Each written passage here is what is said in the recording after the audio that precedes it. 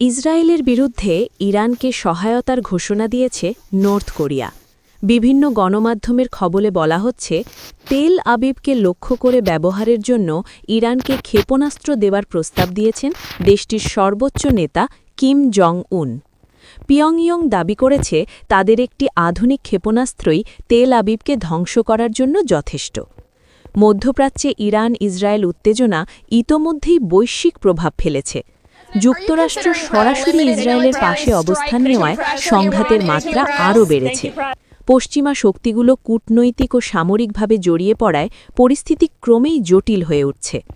এই প্রেক্ষাপটে নর্থ কোরিয়ার সম্ভাব্য সক্রিয় ভূমিকার ইঙ্গিত নতুন করে উদ্বেগ তৈরি করেছে।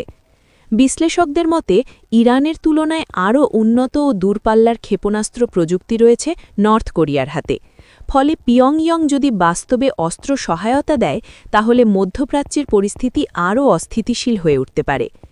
এর আগে ইসরায়েল ও যুক্তরাষ্ট্রের বিরুদ্ধে ইরানের ওপর হামলার তীব্র নিন্দা জানিয়েছিল নর্থ কোরিয়া।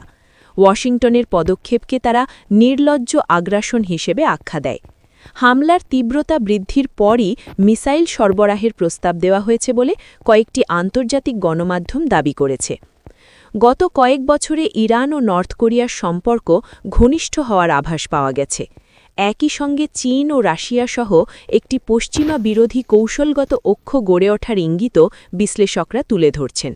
যুক্তরাষ্ট্র ও তার মিত্রদের নিষেধাজ্ঞার জবাবে এসব দেশ সামরিক ও কূটনৈতিক সহযোগিতা বাড়াচ্ছে।